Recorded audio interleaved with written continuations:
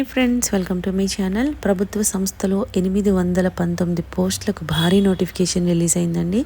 అది కూడా మీకు మినిమం 10th క్లాస్ అర్హతతో పర్మనెంట్గా గవర్నమెంట్ జాబ్ చేసుకునే అవకాశాన్ని కల్పిస్తున్నారు. అండ్ దీనికి 10th క్లాస్ అర్హత సరిపోతుంది. నెలకు మీకు 35,000 వరకు కూడా శాలరీ వస్తుందన్నమాట. మేల్ ఫీమేల్ ఎవరైనా కూడా అప్లై చేసుకోవచ్చండి. దీనికి age limit minimum 18 years, maximum 25 years వరకు కూడా అప్లై చేసుకోవచ్చు. సో కంప్లీట్ జాబ్ డీటెయిల్స్ అన్నీ కూడా డైరెక్ట్ సైట్కి వెళ్ళి క్లియర్గా చెక్ చేద్దాము.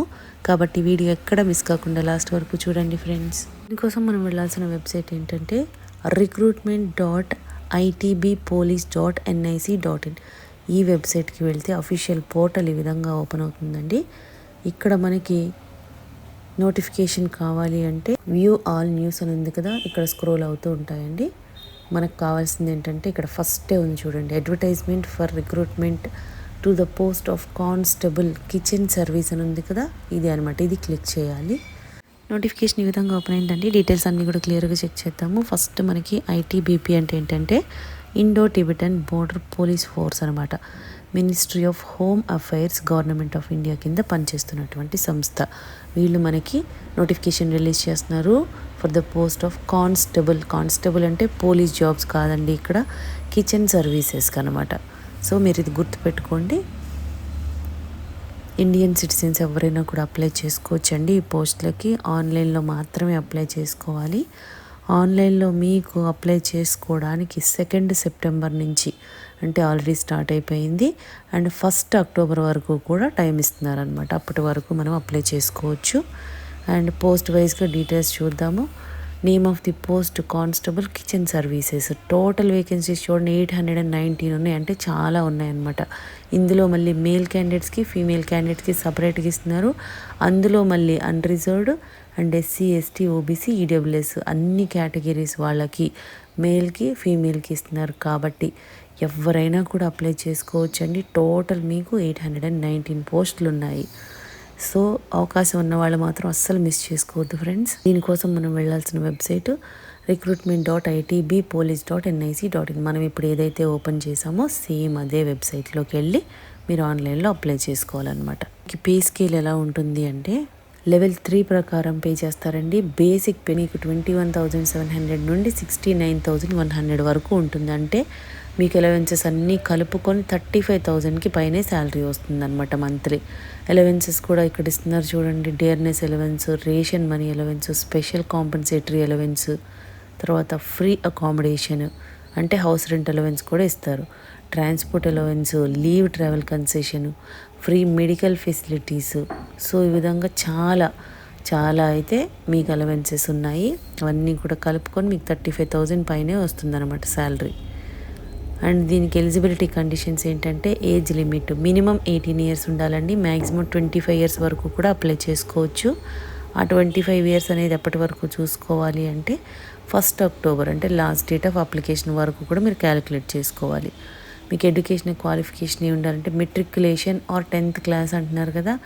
సో 10th class పాస్ అయిన వాళ్ళు ప్లస్ మీకు NSQF Level 1 course in food production అంటున్నారు, and or kitchen from National Skill Development Corporation. NSQF నుండి ఒక కోర్స్ చేసినట్టుగా ఒక సర్టిఫికేట్ కానీ, నేషనల్ స్కిల్ డెవలప్మెంట్ కార్పొరేషన్ నుంచి ఒక సర్టిఫికేట్ కానీ మీ దగ్గర ఉంటే సరిపోతుందన్నమాట. దీన్ని మీరు ఎలా తెచ్చుకోవాలి అన్నది కూడా నేను చెప్తానండి. ఇక్కడ మీరు గూగుల్లో ఇక్కడ స్కిల్ ఇండియా అని ఉంది కదా, FOSTAC, మీరు ఈ విధంగా టైప్ చేస్తే ఇక్కడ వస్తుంది food safety training and certification అనేది.